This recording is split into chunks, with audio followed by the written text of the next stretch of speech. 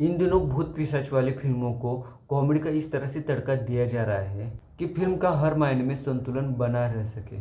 Director Dinesh vision स्त्री रूही और भेड़ा के बाद में इस बार मुंजा इस फिल्म को लेकर आ गए हैं, जो हाल ही के दिनों में हॉलीवुड स्टार सिनेमैटिक यूनिवर्स बनाने की जो परंपरा बनती आ रही है उसमें अपना कंट्रीब्यूशन दिल खोल के करती हुई दिखाई देती है। इस बार डायरेक्टर ने महाराष्ट्र के कोकण क्षेत्र की लोक कथा को अपनी फिल्म का आधार बनाया है। हालांकि इस बार स्त्री इस मूवी जितना ना तो फिल्म पूरी तरह से डरा पाती है, ना ही पूरी तरह से दिल खोल के हंसा पाती है। स्वभाव से पूरी तरह से डरपोक किस्म का अपने फिल्म का मुख्य किरदार बिट्टू अपनी ब्यूटी पार्लर चलाने वाली माँ के साथ में और दादी के साथ में पुणे में रह रहा होता है। एक दिन बिट्टू अपने गाँव के चाचा की बेटी की सगाई में अपनी माँ और दादी के साथ में जाता है।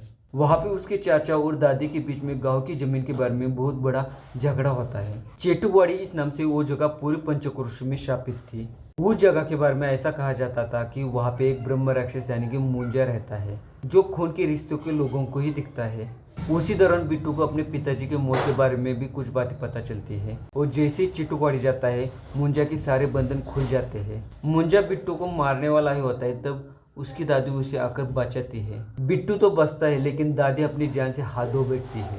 अपनी दादी की मौत से दुखी बिट्टू अपनी माँ के साथ में अपने गांव पहुंच जाता है, लेकिन मुंजा वहां तक भी आ जाता है। मुंजा की सबसे बड़ी मजबूरी ये थी कि वो दिन में गायब हो जाता है और रात में आ जाता है। पहले तो वो मुन्नी की खोज के लिए बिट्टू को उकसाता है, बाद में मुंजा का बिट्टू की बचपन की दोस्त बेला पे भी दिल आ जाता है। बेला के साथ में मुंजा की शादी की जीत के कारण बिट्टू परेशान हो जाता है। इसी दौरान मुंजा से छुटकारा पाने के लिए बिट्टू एक तांत्रिक की मदद ले लेता है। यहाँ पे बेला को वो झूठ बोलकर गांव में लाते हैं, लेकिन क्या शादी होती है या किस तरह से मुंजा से छुटकारा पाया जाता है? कहानी और डर का माहौल कुछ इस प्रकार के कहानी के संबंध में ही देखने को मिलता है।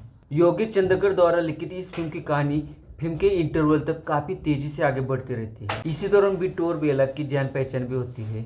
यहाँ तक फिल्म में बढ़िया रोचकता बनती हुई दिखाई देती है, लेकिन इंटरवल के बाद में फिल्म की कहानी पूरी तरह से बौखला जाती है। फिल्म के किरदार पूरी तरह से बिखरे हुए नजर आते हैं। मुंजा के एक शरीर से दूसरे शरीर में प्रवेश करने के सीन कहीं पे भी डर पैदा नहीं करते हैं। फिल्म में हॉरर को पैदा करने के लिए काफी मात्रा में साउंड इफेक्ट का इस्तेमाल किया गया है, लेकिन साउंड इफेक्ट से बनाया गया डर कहीं पे भी प्रभावी नहीं लगता है। बातों बातों में चिट्टूवाड़ी को जितना डरावना बताया गया है, वहाँ की कहानी शुरू होने के बाद में वो इतनी डरावनी महसूस नहीं होती है। मुंजा को वश में करने के लिए तांत्रिक पहले तो गोल लक्ष्मण रेखा खींचता है, लेकिन बाद में बहुत ही असहाय नजर आता है। सीजीआई की मदद से बनाया गया मुंजा गाँव में मन चाहा उतना आतंक नहीं फैलाता है। ऐसे बहुत सारे प्रश्न फिल्म खत्म होते थे मन में उठते रहते हैं। कलाकारों में बिट्टू बने अभय वर्मा का काम सराहनीय देखने को मिलता है। अभय ने बिट्टू के डरपोक शर्मीले और तेज दिमाग वाले किरदार को जितना हो सके अपने अभिनय से जिंदा करने की कोशिश की है। या एक नज़र से देखा है तो पूरी फिल्म का उसी के मजबूत कंधों पे भार टिकाव देखने को मिलता है। शर्वरी खूबसूरत है, मोना सिंह भी पूरी फिल्म में एक दूसरे सीन में ही अपना असर दिखा पाती है। आखिर में फिल्म का पूरा मामला दादी और पोते के बीच में ही सिमटता है और दादी का किरदार निभाने के लिए मराठी की सुहास जोशी इस अभिनेत्री ने अपने अभिनय की पूरी क्षमता दांव पे लगा दी है।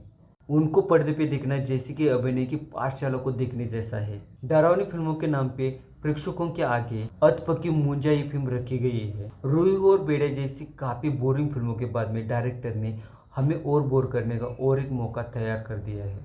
फिल्म मुंजा कहानी और पटकथा में बुरी तरह से मार खाती है। डायरेक्टर ने हॉरर फिल्मों के साथ में एक नया प्रयोग करने की कोशिश की है, लेकिन हॉरर फिल्मों का अपना एक जॉनरा होता है और वो मसाला यहाँ पे ठीक से कहीं पे भी मिक्स नहीं किया गया ऐसा लगता है। फिल्म मुंजा खत्म होने के बाद में फिल्म के एंड क्रेडिट सीन में स्त्री और बेड़े से इसके तार जुड़ते हुए दिखाई देते हैं। उस सीन का भड़क मेकअप, खराब वीएफएक्स, ये नेगेटिव बातें फिल्म को काफी हद तक डैमेज करती है।